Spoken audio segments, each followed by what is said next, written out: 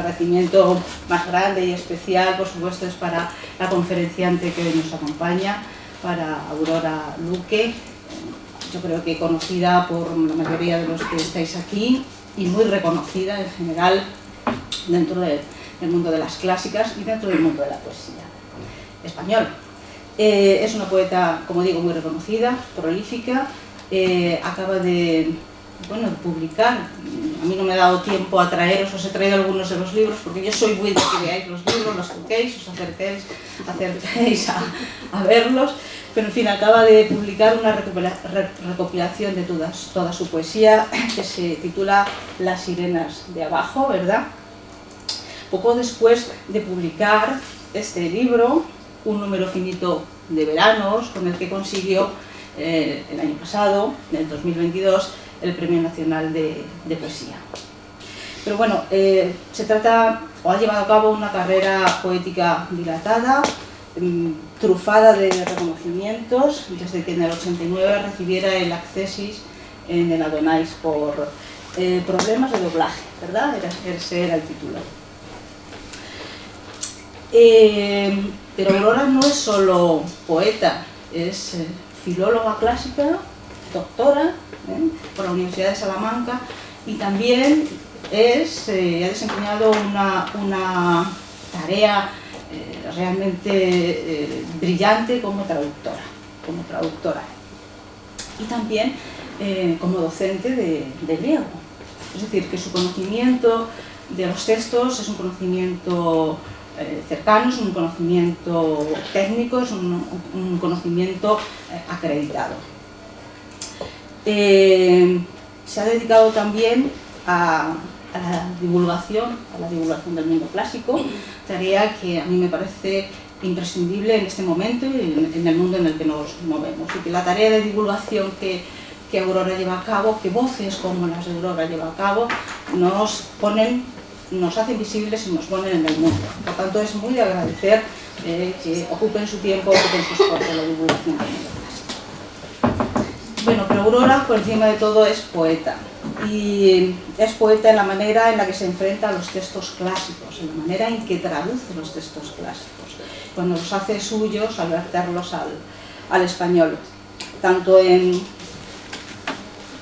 grecorromanas, ¿verdad?, como en los hados de Eros. Nos encontramos con traducciones líricos clásicos que de pronto nos dicen cosas, que de pronto se revitalizan, que de pronto los sentimos cercanos y que están llenos de vida.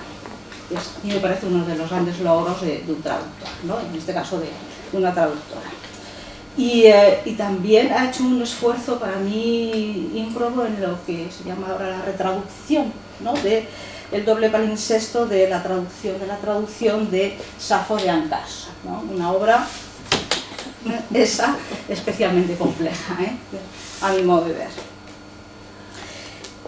Un elemento que me gustaría destacar dentro de su función, de su tarea traductora, es la reivindicación de la poesía femenina.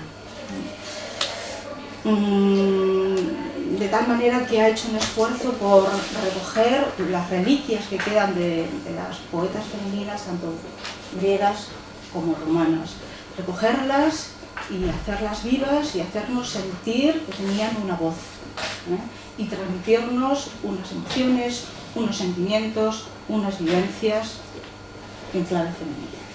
Eso me parece muy de agradecer y es uno de los aspectos que más se echa de en falta dentro del campo de la traducción en filología clásica. Ella dice que, lo dice en un verso, ella dice que la centralidad de su poesía es Grecia. Leo un verso suyo del poema Gel de Carcenoctem, que dice: dependo de por vida de una droga, de Grecia. Pues sí, Grecia permea toda su poesía, es la música, la luz, el mar, Safo, la belleza, Epicuro, el placer, siempre Eros, el placer, que son motivos que ya estaban en el mundo, en nuestro mundo grecorromano, pero que ella recrea, vitaliza y renueva con una voz creadora bueno, pues única. Genera toda una poesía llena de versos esenciales, donde afloran, como digo, estos elementos que la llevan a Grecia, pero también su mundo, su biografía y la cultura en donde ella se ha formado y ha crecido, ¿no? Dice en el poema Epitafio de Transitoria, y solo leo los últimos 4 versos: he creído en los mitos y he creído en el mar, me gustaron la Garbo y los rosales de Paestum, amé a Gregory Peck todo un verano y preferí Estrabón a Marco Aurelio. Claro, yo también. Pero luego escribí la retractación, porque cuando se va creciendo ya te vuelves más amiga de Marco Aurelio. Bueno, te hace mayor, claro, soy más estoica. Otro elemento que quiero señalar es la presencia de su tierra natal en su poesía, de Almería. Ella ha nacido en Alpujarra almeriense. Es un lugar que, según ella, también es provincia con desierto y con mar estéril. Pero también ha incorporado a su poesía el lugar donde estudió, la ciudad donde estudió, Granada, y la ciudad donde donde reside, Málaga. O sea, 3 grandes ciudades del sur que representan, claro que sí, el Mediterráneo vívido, luminoso, pasional, que llena de vida su poesía y la aleja, poema tras poema, y esto lo quiero subrayar, del peligro del culturalismo, que podría haber derivado en un juego elitista en el que no cae jamás. Porque aunque su poesía está poblada, pues por supuesto, de Safo y de Grecia, y de Keats, y de Hölderlin, y de Cernuda, cada poema habla al lector sin artificios, en un lenguaje franco, en un lenguaje comprensible. Sin exigencias infranqueables, sin muros incomprensibles, sin códigos cerrados. Se trata de dejarse llevar por la sensibilidad del ritmo, de la imagen, de la sonoridad, y es la capacidad que tiene la poesía, alguna poesía, y la suya es así, de captar pues, el momento, el sentido, el otro lado de las cosas, ¿no?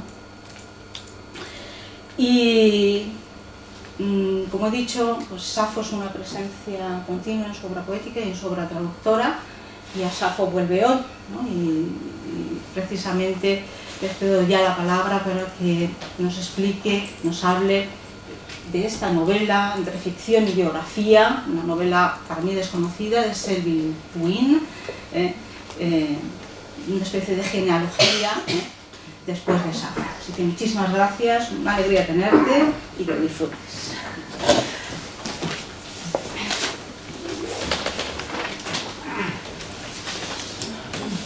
Buenos días, muchas gracias, Rosario, por tus palabras tan generosas y tan atinadas, tan cuidadosas con mi trayectoria, digamos. Para mí es un honor estar aquí hoy, es un honor y un placer, un gran honor. Además, siento envidia del público, porque no sabéis la suerte que tenéis, no por escucharme a mí, evidentemente, sino por poder cursar un máster de estudios clásicos y además tener el cerebro y la juventud y la energía y las ganas, que evidentemente las tenéis, porque si no, no estaríais aquí, para dedicaros a algo tan maravilloso y para poder en este momento, bueno, ya lleváis años, ¿no?, avanzar en este camino maravilloso del mundo de Grecia y de Roma, sin que hayáis quemado todavía, pues eso, no habéis tenido todavía ese desgaste, ¿no?, que posiblemente traigan los años, aunque no puedo decir que sea mi caso, porque yo sigo extrañada de lo que me sigue gustando releer a mis clásicos, ¿no?, a mi Homero, a Hesíodo, a Safo, por supuesto, y seguir con ellos, seguir con Esquilo, por ejemplo. Estoy enamorada de Esquilo, últimamente lo amo mucho más que antes, ¿no?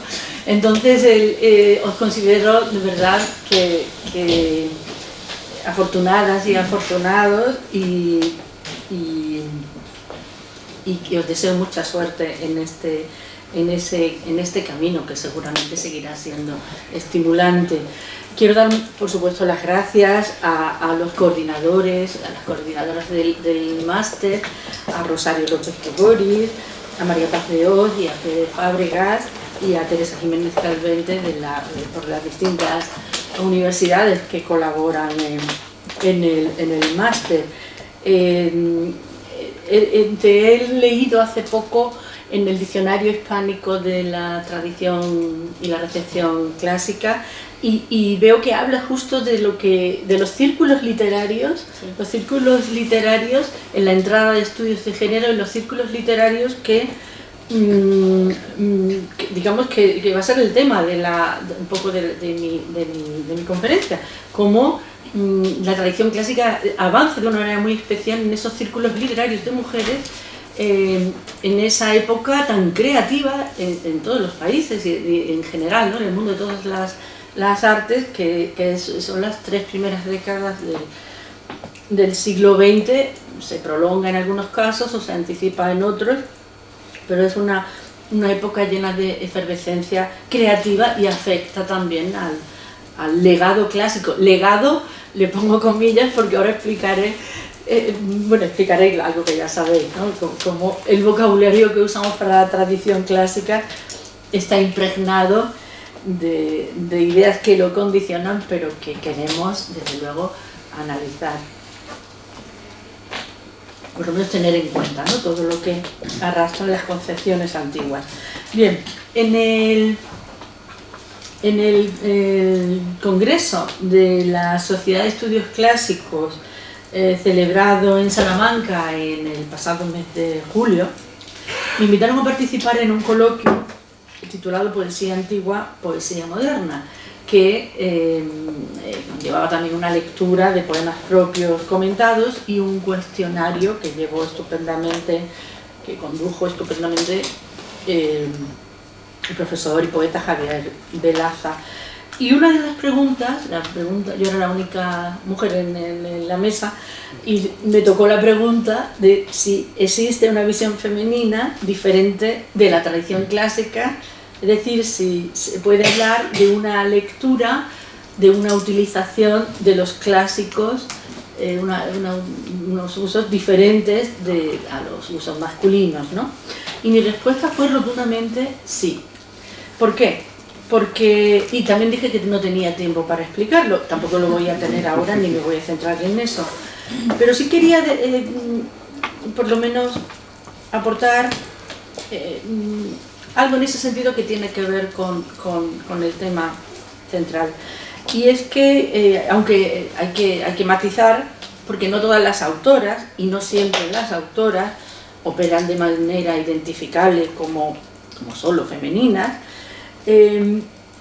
Hay autores varones, por otro lado, que comparten esa mirada que se define hasta hace poco como solo femenina. Hay un poeta muy interesante que se llama Luis Artigue, que escribió un poemario titulado Ética del Fragmento, en el que precisamente habla de los personajes de esta novela de la que voy a hablar, ¿no?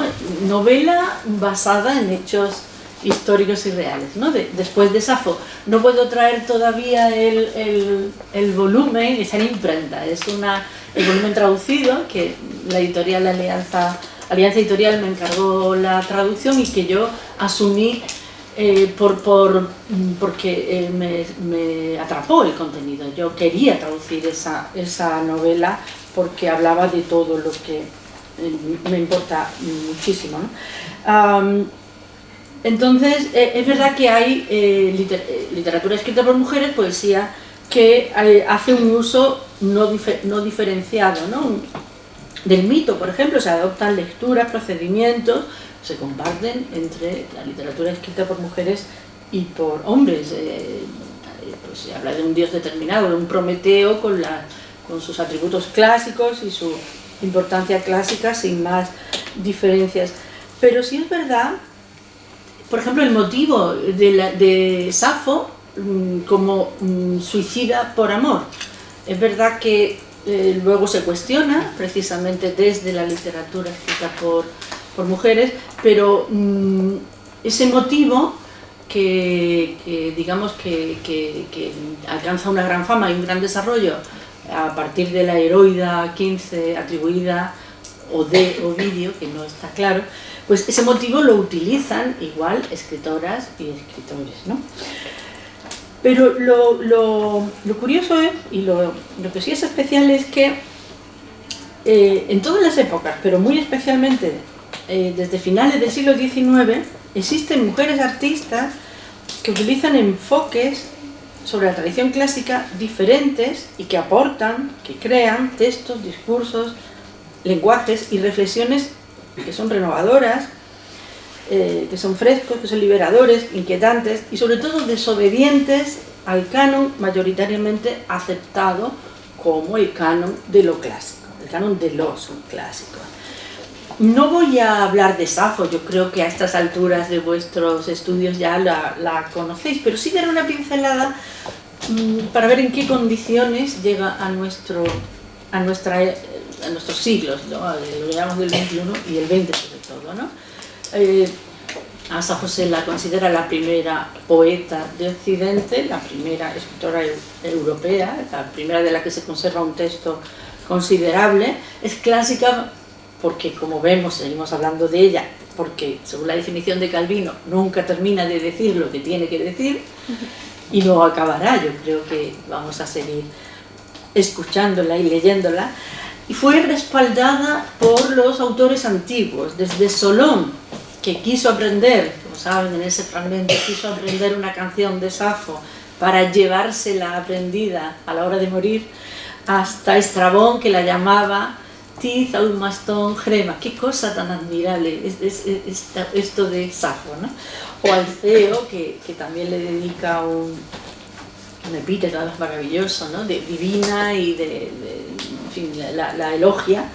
Platón, en Roma Horacio y Catulo, sobre todo sus homenajes están en la adopción de las formas sáficas, de las formas métricas y en el lenguaje y en los procedimientos. Ahí está el mayor homenaje de Safo. El de Catulo es ese poema, que es una traducción muy libre y que trasluce, transparenta una admiración rendida, como saben.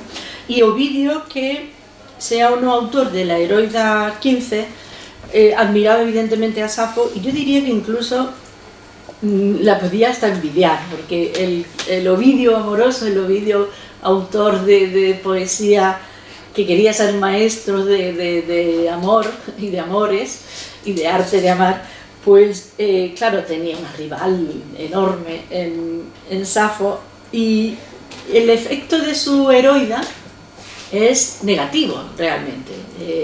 Es negativo porque nos ha camuflado, ha velado durante 2000 años a la poeta.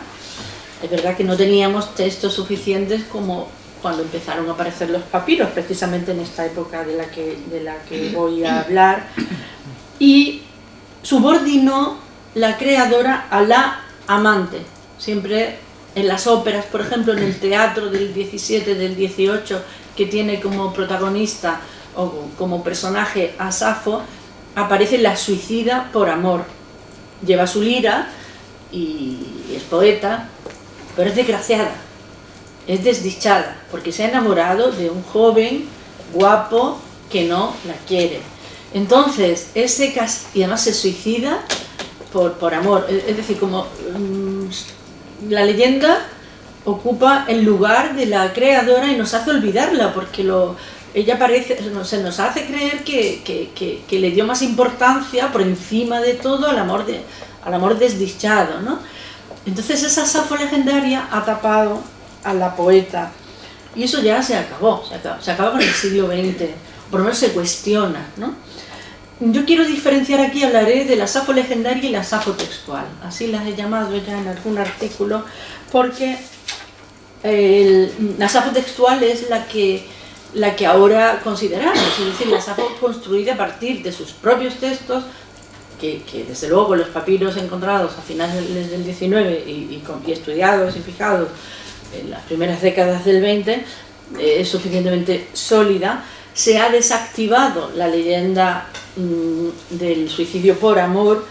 Han aportado en ese sentido, y en las últimas décadas, unas perspectivas muy interesantes, precisamente los estudios de género y el feminismo, a partir de las inquietudes intelectuales de las mujeres, de las artistas de las que habla después de Safo, ¿no?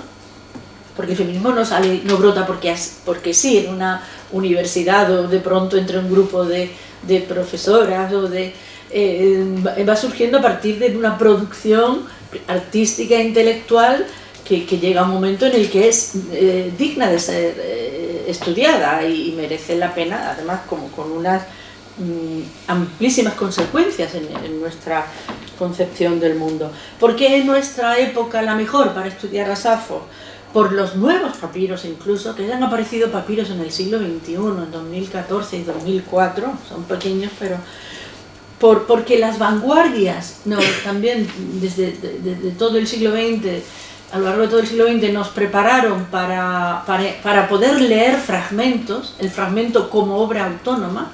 En el siglo XIX eso no era un poema, 4 palabras sueltas no funcionaban como poema, el fragmento no era un poema, era algo que había que restaurar, había que ponerle brazos a la estatua, ¿no? La nariz rota, había que restaurarla, y ahora se entiende, se disfruta como forma breve, ¿no? Luego la filología, la sofisticación de la filología, la maravilla de la buena filología, no la hemos perdido, al revés, ha ido aumentando en herramientas y en profundidad de análisis, y la tenemos toda para nosotros. Yo amo la filología. Amar la poesía me llevó a estudiar filología. Yo pensé que tenía que empezar por el principio, y entonces la poesía era lo que yo amaba por encima de todo, era mi vocación, pero sabía que era con la filología con lo que iba a encontrar las mejores herramientas y la mejor manera de apoderarme, de hacer míos los textos. Y en fin, luego está la renovación del estudio de la tradición clásica como disciplina, que como saben ha cambiado en las últimas décadas, de basarse en un patrón positivista, la que se estudiaba siempre el texto A en B, ya saben, ¿no? Con los conceptos de fuente y de esos conceptos acuáticos, ¿no? De fuente o influencia, de algo que emana y corre y que va en un solo sentido, o los conceptos incluso más peligrosos quizá, o por lo menos de legado, de herencia. Los clásicos son los padres a quienes heredar, que según Méndez Plancarte, que hablan de riqueza patrimonial, riqueza siempre por vía familiar, y eso tiene consecuencias si se usa ese lenguaje, ¿no? La influencia habría sido entendida como el vehículo metafísico de la sustancia literaria de los clásicos, y a partir, sin embargo, de Kristeva, de Genet o de Bakhtin, pues con los conceptos de intertextualidad, con la teoría del palincesto de Genet y tal, pues los autores modernos ya no se contemplan como receptores de un legado, pasivos y absolutamente que toman ese legado como intocable, sino que son resemantizadores, que son modificadores de los predecesores. Francisco García Jurado habla del texto clásico como materia prima que se metaboliza y convierte en proteína literaria. Entonces, claro, hay dos palabras que lo dicen todo. Se pasa de considerar a lo clásico como lo inmutable, lo no mutabilis, lo que no cambia, a pasar a la palabra metabolismo, metaballo, que es justo pasar a ser otra cosa, ¿no? Es lanzarse más allá, lanzarse y pasar a ser otra cosa, ¿no? Entonces la relación deja de ser binaria, ya es múltiple, el punto de partida es el autor, que lee la obra clásica, que va al pasado, que regresa y que reajusta la propia tradición al recrearla. Eso se ve muy claro con Góngora, en la generación del 27. Góngora no es el que era, no es que se lea, es que ya no se entiende Góngora, ha cambiado por los usos, en parte poéticos y en parte y de los estudiosos, ¿no? Que lo han digamos, visto con otra dinámica, que no es ya la de la influencia pasiva e intocable, ¿no? Y quería decir ya el caso de una obra relacionada con Safo, protagonizada por Safo, titulada Safo. No es del siglo XX, es del siglo XVIII, la he estudiado muy bien porque es de una autora malagueña, una dramaturga, María Rosa de Gálvez, una dramaturga neoclásica en el borde de prerromántica, sobre todo en esa obra, en esa tragedia Safo, que es una de sus mejores obras. Esta autora es tan buena como Moratín, desde el punto de vista de su lengua, de su idioma, de su verso, ¿no? Lo digo porque es tan desconocida, a mí no me la enseñaron en la universidad, no salía en los manuales. Entonces, María Rosa de Gálvez, a finales del siglo XVIII, ¿qué hace con Safo? Toma La Suicida, porque casi no había otra figura viva, ¿no? Había 2 o 3 poemas que, por cierto, se publicaban en la prensa de la época. Aparecen traducciones en la prensa, en los periódicos de pronto, pues se recogían nuevas traducciones de Safo. Sabe que es una autora de prestigio, porque la han respaldado los grandes nombres, ¿no? Ya le he citado, Platón, Horacio, tal. Pero genera una heroína que es crítica, aunque se suicida por amor, dentro de la obra le da una voz crítica contra la superstición, con una idea muy de la Ilustración, ¿no? Contra la superstición y la superchería religiosa, que es lo contrario al espíritu racional, y habla sobre todo de la gestión masculina de la fama, como la fama para una mujer es otra, digamos, puede ser nociva. La fama, es muy curioso, son muy curiosos los versos que Safo dedica en esa obra como personaje, antes de suicidarse, a la fama, como la adulación crea cierto tipo de fama, y ella lo denuncia en sus versos. O sea, que evidentemente ha tomado una Safo que luego tuvo mucho éxito en los teatros de Madrid. Pasa que luego, como era una mujer que vivió vinculada con la corte y tal, pues no la quisieron. El romanticismo, el 19, que es bastante conservador en un buen tramo, como era mujer y había vivido, había sido, parece, amante de Godoy, pues no, era demasiado frívola como para entrar en la historia de la literatura.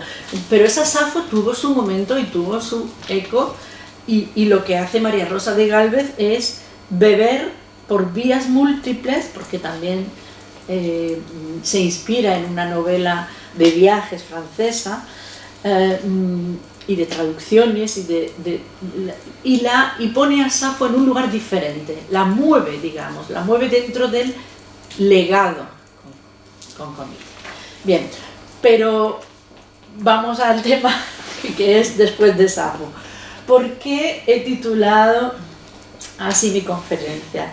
Digamos que sin figuras, sin trabajos, sin creadoras como María Rosa de Gálvez, o Carolina Coronado, o Gertrudis Gómez de Avellaneda, o como autores de óperas sobre Safo, y de autores que también, o de Pierre Louis, o sea, si no es por la manera de traer a Safo a sus literaturas contemporáneas, pues no estaríamos hablando de este momento especial, ¿no? Que es el que está bajo ese título. Ese título es la traducción de esta novela de After Safo, que aparece en Estados Unidos el año pasado, en 2022. Su autora, Sylvie Wynne-Schwartz, es profesora de literatura comparada, especialista en literatura alemana y, perdón, francesa e italiana. De hecho, se viene a Italia, creo, unos meses, a finales de octubre, que va a pasar para presentar, para el lanzamiento de mi traducción, porque Alianza Editorial pues tuvo la idea de ofrecérmela, y yo, que no sé decir que no a las cosas apetitosas, pues me metí. He pasado todo el verano trabajando. Luego en algún momento llegué a lamentarlo.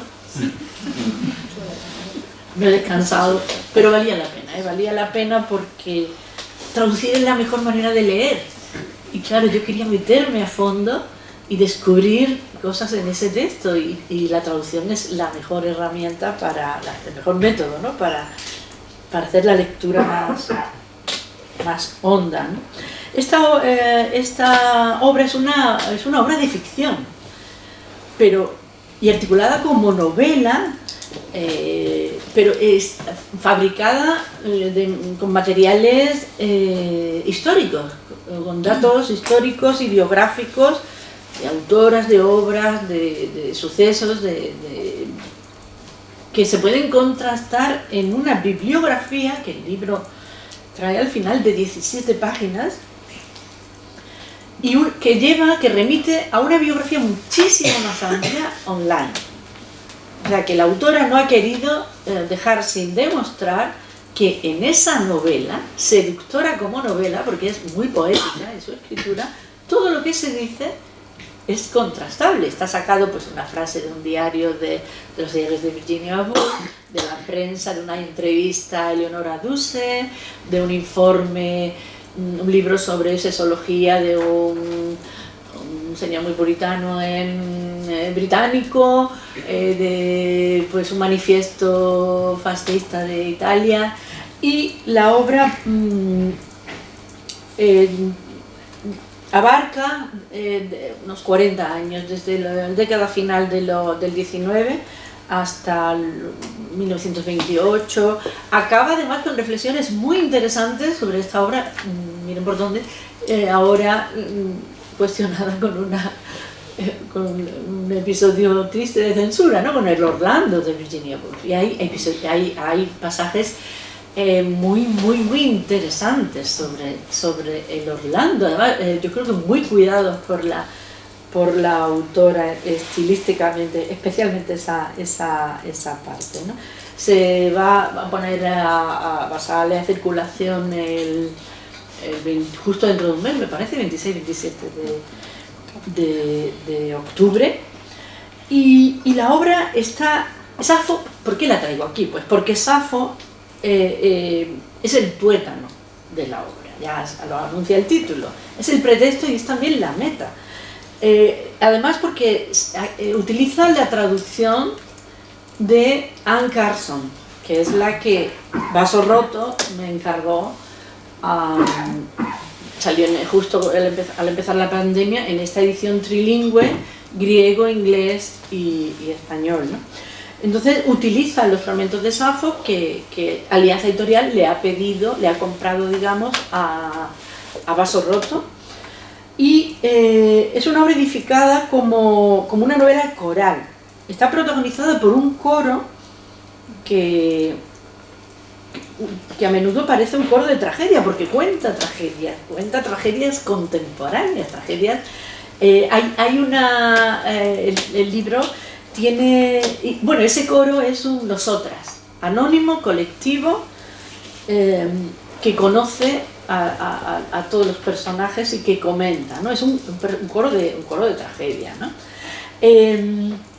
La obra consta de 20 capítulos extensos, subdivididos en algo que no sé cómo llamar: viñetas, a veces parecen escenas de cine, microrelatos, otras veces son auténticos poemas en prosa, a veces son fragmentos de crónicas periodísticas comentados o páginas de diario.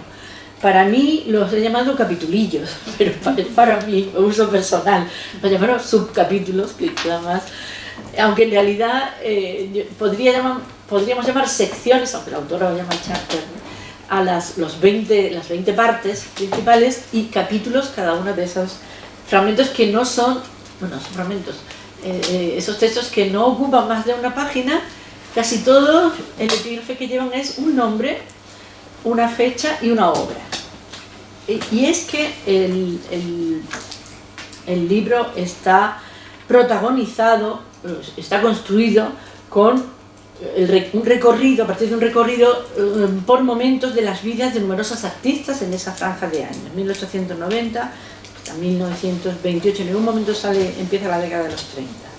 Y son poetas como René Vivian, aunque a la que traduje los poemas franceses de René Vivian, no sé si la conocen, es como una heredera, una discípula tardía de Baudelaire, pero con una escritura libre, porque quedó fuera, le hicieron una crítica terrible, porque André Gide, porque firmaba como R. Vivian, creían que era un hombre y que escribía unos poemas eróticos como le gustan a los señores, le debe gustar. Y cuando firma, se anima ella a firmar con su nombre real. Bueno, real no, en realidad ella tenía su seudónimo literario femenino. Ya la empezaron a tachar de hipocondríaca, de enferma, de nerviosa, de histérica y tal. Y ella retira el libro, retira su libro de poemas, porque al firmar ya se vio que los poemas estaban dedicados a otra mujer, en concreto a Nathalie Barney, que era una activista y escritora también muy importante en el París de los años 20, bueno, de los años 10 y comienzo de siglo hasta los años 20, y además es muy longeva. Bueno, entonces, René Vivian aparece en la obra. René Vivian es traductora de Safo, traductora hasta un punto enfermizo, cómo llevó a cabo la tarea. Se encerraba en París y no salía a la calle y no comía, y no iba de fiesta, y no iba, porque ella se obsesionó con la traducción de Safo, que fue la traducción francesa que, por cierto, está al alcance. Yo la encontré en Gálica, en la Biblioteca Nacional de Francia, porque desde luego publicado y así traducido al español no había nada. Pero es que en francés tampoco es demasiado popular y es muy buena, tiene un verso, tiene un alejandrino sonoro francés maravilloso. Y muchos poemas son también como comentarios o amplificaciones de Safo. Pero es que esta novela, After Safo, está, además de recorrida por comentarios a fragmentos, Safo fragmento 51, Safo fragmento 100 tal, 168, que van hilando la acción, digamos las acciones. Aparecen también actrices como Sarah Bernhardt, como Eleonora Duse, y hablan, siempre la autora remite a Safo de alguna manera, o habla de cómo se enfrentan a papeles trágicos. Siempre en algún momento Grecia, el mundo clásico está comentado, pero a través de cómo lo veían estas artistas. Narradoras como Nathalie Barney, que también fue una gran activista, porque en su casa de París, en la Rue Jacob, en el Templo de la Amistad, allí se reunieron, había un busto de Safo y se reunían todas las escritoras y artistas. Virginia Woolf es muy importante en la obra. Ella tiene escritos artículos en los que además de, bueno, se puso a estudiar griego también, ahora lo diré, por su cuenta. No pudo recibir una educación formal, académica, que sus hermanos sí. Ella siempre tuvo ese disgusto y recomienda a Safo cuando discuten que la literatura escrita por mujeres no tiene fuerza ni nada, saca a Safo entre los mejores. Aparece personajes, escritoras italianas que yo desconocía. Bueno, los nombres, Sibila Leramo sí la conocía, pero una obra famosísima, una autobiografía, una donna, que cuenta cómo la violan de joven, el padre la casa con el violador y hasta que ella escapa y se cambia de nombre y se dedica también a estudiar, a leer y en fin, lleva una vida a escribir, ¿no? Y otra italiana que es, yo creo, la preferida, que también estudia griego, se compra una gramática, pasa la vida encerrada en una biblioteca, estudia griego por su cuenta, y es Lina Poletti. Hay diseñadoras como Eileen Gray, está Liane de Pougy, Isadora Duncan o Ida Rubinstein entre las bailarinas. Ya saben que Isadora Duncan también tomó el mundo clásico, los ideales clásicos como inspiración para renovar por completo su modo de bailar, su modo además atacaba el ballet clásico y atacaba todas las danzas étnicas de una manera que también recibe un poquito de una ración de mordacidad por parte de la autora, porque llega a convertirse en un poco racista, ¿no?, con el resto de las músicas y de las formas de baile que había en la época, por esa defensa a ultranza del ideal clásico y de la pureza del ideal clásico. Y hay una autora muy interesante, una actriz y también activista, que es Eva Palmer.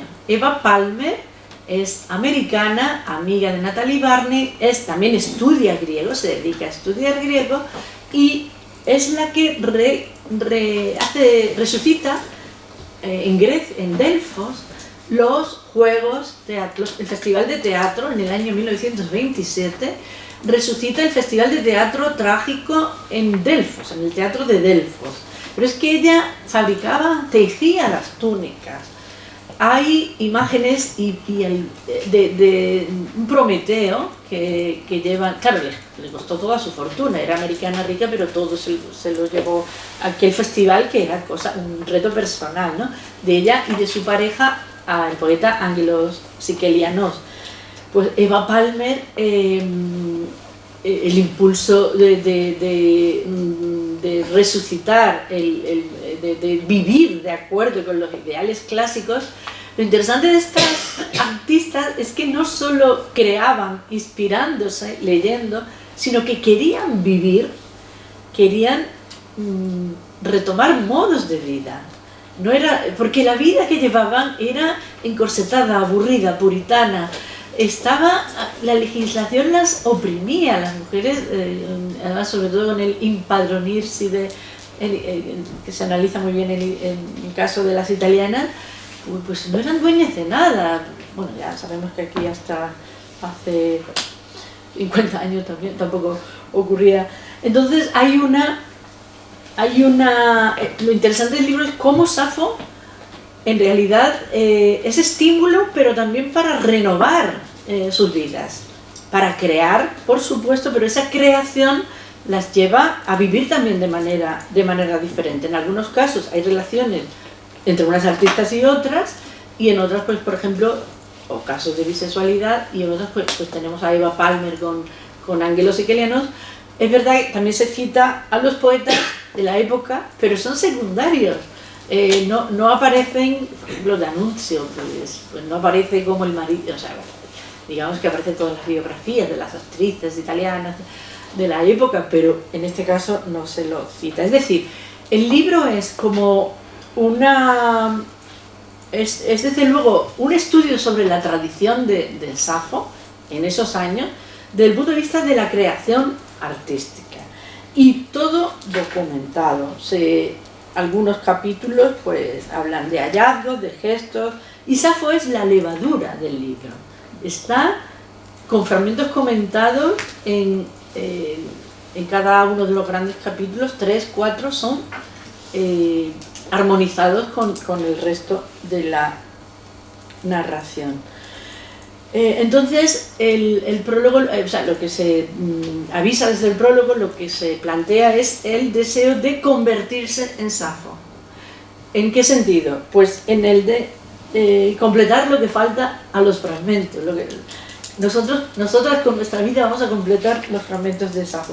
Pero lo más importante del libro es cómo Safo enseña a escribir, a escribirse, cómo Virginia Woolf hace una crítica demoledora a la novela de sus contemporáneos y viene a decir que está cansada, que ya abre una novela que la han convertido en una masa plana y no recuerdo ahora los adjetivos, una cosa aplastada, ¿no?, pesada, porque en todas las novelas hay un joven que varón que, bueno, se educa convenientemente y en un momento recibe una herencia de una tía solterona que muere.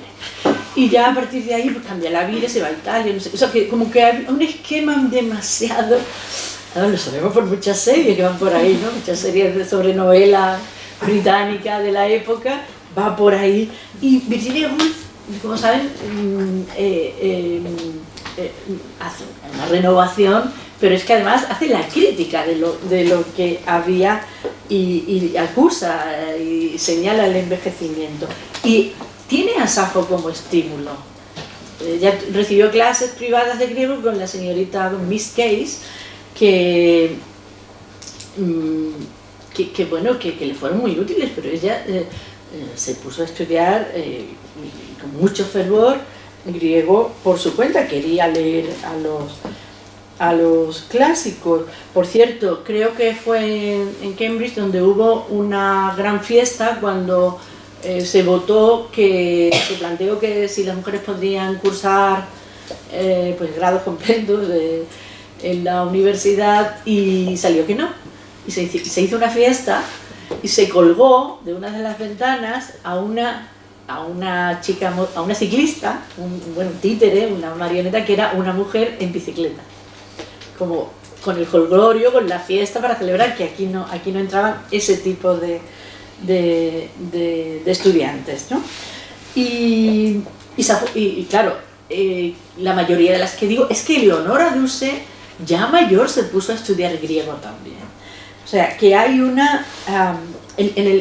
con Natalie Barney, pues hubo... Liane de Pougy compuso obras, en fin, idilio sáfico, de danza, y hay una gran vitalidad. Lo de Eva Palmer, he tenido la suerte de coincidir este verano, me invitaron a ir a un festival de poesía en Atenas. El Festival LEA, un festival iberoamericano que organizan pues, muchas instituciones de Colombia, de México, de Ecuador y de España. Bueno, pues una de las sedes estaba en Lefkada, donde vivió Eva Palmer con Sique Lianos, y donde hay un museo y donde se conserva toda la documentación, todas las fotografías de cómo ponen en pie, que no había subvenciones como ahora, era con su fortuna personal. También es verdad que las americanas solían ser las que venían por Europa eran bastante adineradas. Cómo pone en pie todo, y se conservan las túnicas, se conserva una túnica real de aquella época, tejida a mano, ¿no? Buscaban entre los griegos, entre los pueblos y tal, buscaban los coros, y se hizo unas representaciones, pues eso, casi muy fieles, muy arqueológicas, pero por el puro placer de rescatar la tragedia clásica. El libro tiene mucho de libro de metamorfosis, es una metamorfosis colectiva. Se puede leer también como un comentario a Safo, se puede leer como un comentario a determinados pasajes, porque de verdad que es el esqueleto, es la estructura. La prensa, las reseñas inglesas han señalado, en inglés, han destacado el estilo, y lo que tiene también, lo que tiene de coro de devotas, la voz, digamos, es nosotras, coro de devotas de Safo.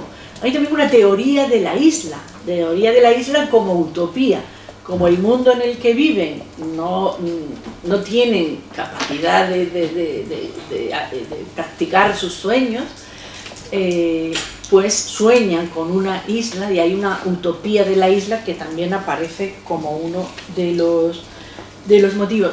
Pero también se puede leer como un díptico, porque a partir entre el capítulo 13 y el 14 sucede la Primera Guerra Mundial y cambia las cosas, ya saben que no pueden convertirse en Safo como parecía que marcaba el optimismo de los años anteriores, y las libertades que iban consiguiendo. La obra tiene también fragmentos de leyes, por ejemplo el código Zanardelli, un código napoleónico, una enmienda a una ley en Gran Bretaña, leyes que afectan a las mujeres. Pero claro, por ese pudor puritano de la gente que hace leyes, pues no se nombraba, por puro pudor, por no querer indagar en la cosa, no se nombraba ni se castigaba, por lo tanto, el lesbianismo, por lo cual no hay en ningún momento restricciones a la hora de vivir libremente. Lo que pasa es que la Primera Guerra Mundial sí que destruye gran parte de esos sueños de posible cambio de vida y también como escritoras. Es que las escritoras, en realidad, cuando estaban sometidas a matrimonios a veces no deseados o la misma soltería, ¿no? Pues era difícil de llevar y por lo tanto de llevar una vida literaria con viajes y con libertad para escribir lo que realmente se deseaba. Con la guerra se renuncia a la recreación romántica de Safo, es decir, deciden olvidarse de la poesía de René Vivian, que era de principios de siglo, que digamos que era un refugio que buscaban, y aplicar a Safo a la vida, traerla, que Safo se convirtiera en ellas, es decir, ya vivir de otra manera en el mundo real. Y el trauma de la guerra, desde luego, marca un antes y un después. A la obra, en alguna reseña se le ha acusado de cierto fetichismo. Es que la época también pasa con esos 30 años en la literatura, en la cultura española, ¿no? Es que la época es efervescente, es que donde busques siempre hay cosas nuevas, ¿no? Pero la autora es muy irónica, hay pasajes de gran humor y de sátira. Y, por ejemplo, cuando se legisla a partir de una representación de la Salomé de Oscar Wilde, se denuncia a la actriz que llevaba la obra y hacía representaciones privadas, ya había muerto Oscar Wilde, hace representaciones privadas, se la denuncia por lo impúdica que era, y se le acusa de conocer el clítoris. Y esa fue la acusación. El señor, ¿qué tal? Pues va y la denuncia, y todos allí en fin, y todo investigando, ¿no? Y se oye a un señor en un club que pregunta y tal, y dice: yo a ese chico griego no lo conozco. Y claro, hay momentos así, que como digo yo, que soy entendido en el mundo clásico, y el clítoris, pues ese chico no, ese joven nunca he oído hablar. Esa ironía de Virginia Woolf contra la narrativa que se hacía, ¿no?, a su alrededor, que ya he dicho, ¿no?, que siempre hay heredera que deja fortuna al joven protagonista. También arremete contra Gertrude Stein, que su prosa pues es muy pesada, muy difícil, y que realmente no dice nada, o sea, y ella, la autora, lo reconoce. Y también pone un poquito en su sitio a Rilke, al que le pide consejo una de las poetas italianas, y tal, y qué cual y tal, y le dice: muchacha, tú no tengas tanta ambición, confórmate con lo humilde, con lo pequeño, con lo... aprenderás poco a poco, pero no ambiciones grandes, trascendencias. Cuando él estaba en eso, pues nada, eso no lo quería para ella, la chica, que no se meta en eso, porque claro. Entonces, de todo eso hace eso pone gotas de humor, ¿no? Y bueno, sí, parece, ahora me pueden decir ya seguramente se me ha acabado el tiempo, ¿no? Sí. No, ¿No? le quedan unos minutos, ¿no? Ya se han dado cuenta, más o menos, que he venido a hablar de mi libro. Soy la traductora, pero estoy a lo umbral aquí hablando de mi libro. En realidad se trata también de decir, yo quería decir que esta obra habla de un momento del que nos beneficiamos, de los efectos de esas artistas, que fueron muy valientes y que huyeron de domicilios y de vivencias que no quisieron soportar, y organizaron encuentros de mujeres en un congreso internacional que empieza a mover el sufragio y tal, en Roma, donde por cierto hubo una española, Isabel Oyarzábal, entre otras, que no... El mundo hispánico no está aquí en absoluto. Eso es lo que yo... Bueno, por favor, podría haber dejado caer algún nombre de las que andaban por esos congresos y por esos cafés que también había en Francia en esos momentos, precisamente buscando lo que ellas, ¿no? Pero bueno, entonces claro, nos hemos beneficiado. En nuestra cultura todo eso ha quedado hecho. Luego vinieron épocas peores, guerras y dictaduras, ¿no? Entonces, ese momento de especial libertad y de especial creatividad, lo que a mí me emociona es que tenga a Safo como protagonista demostrado en este libro. Es decir, si alguien quiere un curso de traducción clásica ligero, o sea, como un aperitivo, pues esta novela puede servir, porque es que además, es que no está solo, también, o sea, no está solo Safo, está Ovidio, está Eva Palmer, que descubre que traiciona a la Safo escritora y que la hace enamorarse de Faón. Eso se descubre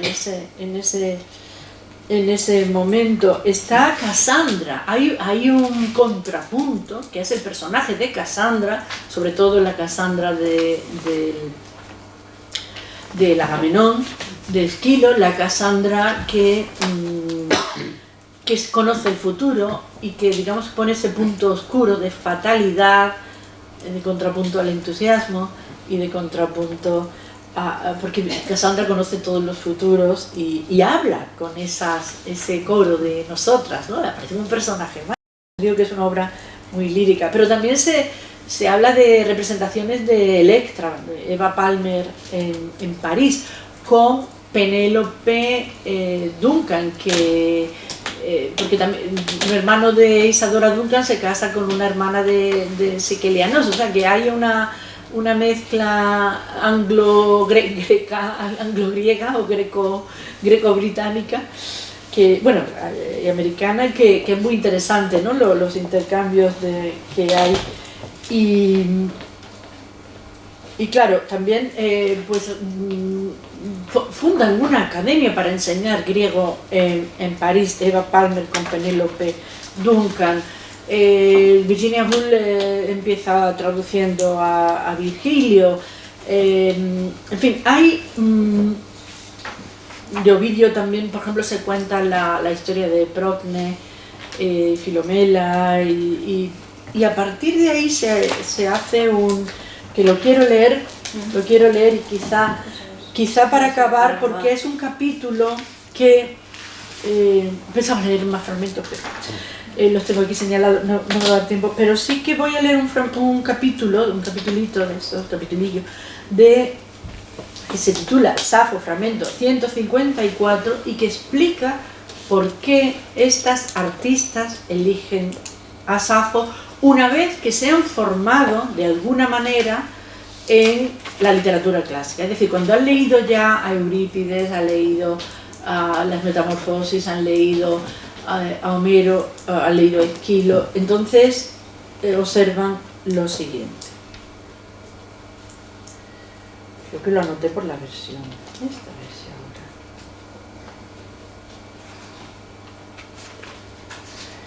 Estas son las galeradas que amablemente... Ay, pues no, es el capítulo 11. Ay, vamos a ver, capítulo 11. Un momento. Bueno, es que claro, la versión es más extensa, ¿no? La versión tiene que estar cerca porque... ¿Quiénes son? Es que cogí la página de la 150. La versión inglesa es más comprimida siempre, ¿no? Mía, que se supone que he estado todo el verano con... No he descansado nada, me tenía... Sí. Este es el 13, es en el capítulo 11. Sí, es pues uno de los capítulos que lleva el título de 154. 10. Uy, habrá salido entero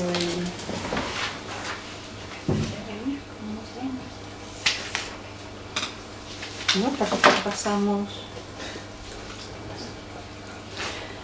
Sí, 11. Para darle emoción, ¿eh? Sí, una cosa.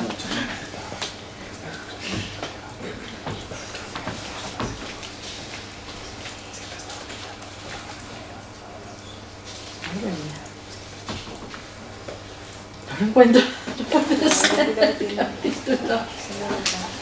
Sí.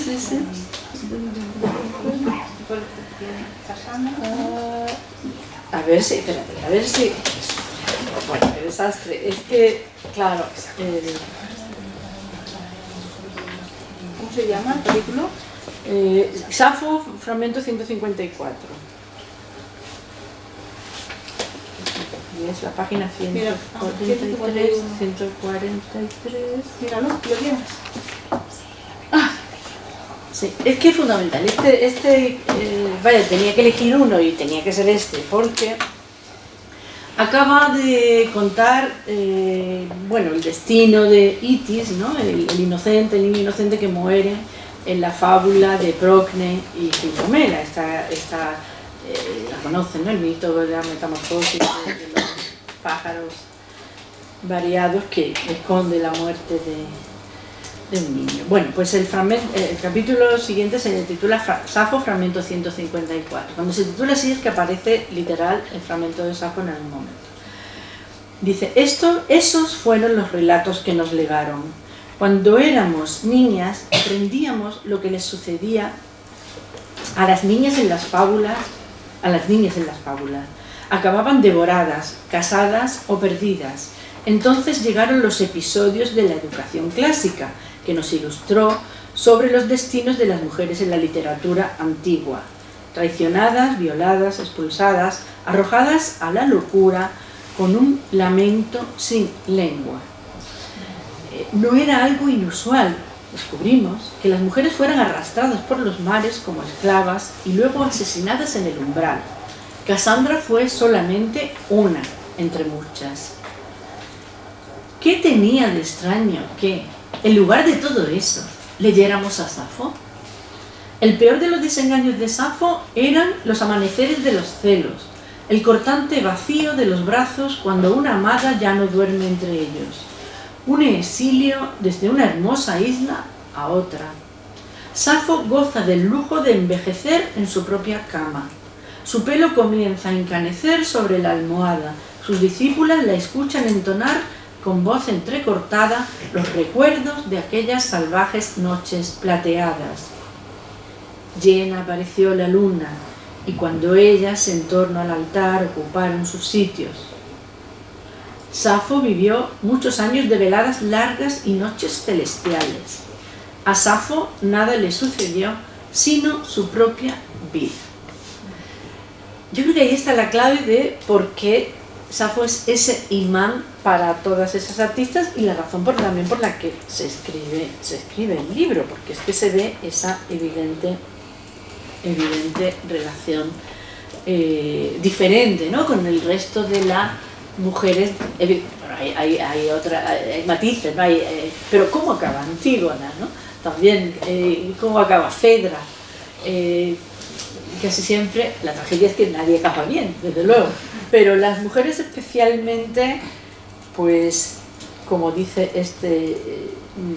traicionadas o apartadas o expulsadas, ¿no? Una Medea o una Clitemnestra a la que Agamenón le mata, o sea, un marido que tenía antes y una hija, ¿no? Y es la mala más incluso peor que Medea, ¿no? Y entonces la razón por la que se elige a Safo está aquí sugerida.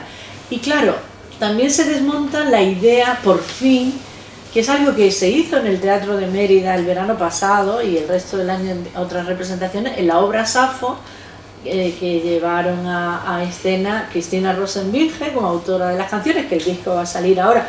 precisamente he elegido también 2 poemas de René Vivian, que hablan de Mitilene y tal y cual.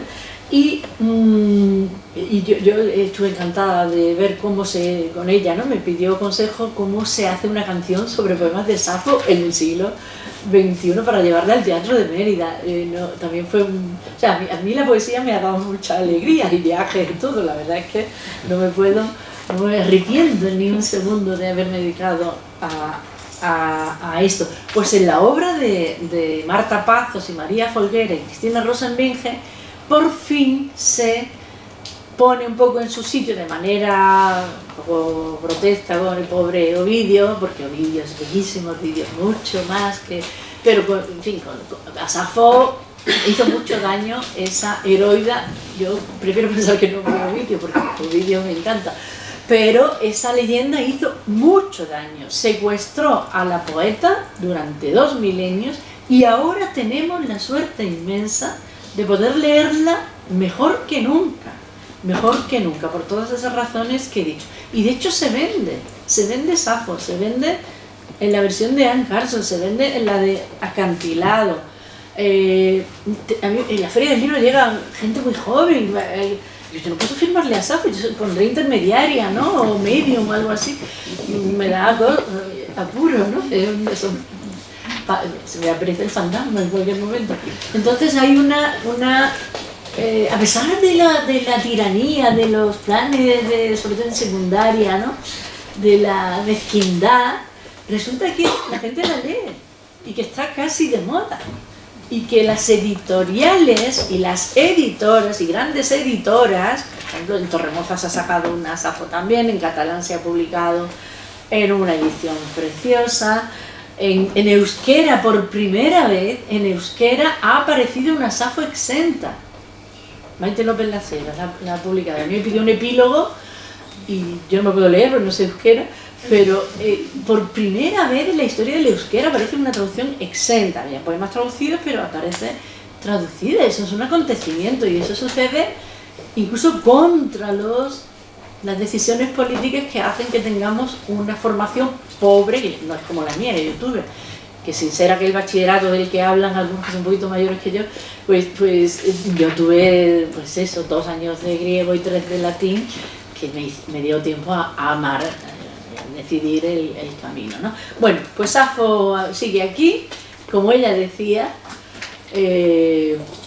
alguien hablará de nosotras, y sobre todo y cuando dice y muerta yacerás porque no participas de las rosas de Pieria, le falta decir como yo, y aquí está con sus rosas de Pieria y con toda su frescura y todas sus posibilidades y toda su belleza, pues también más viva que nunca. Así que muchas gracias.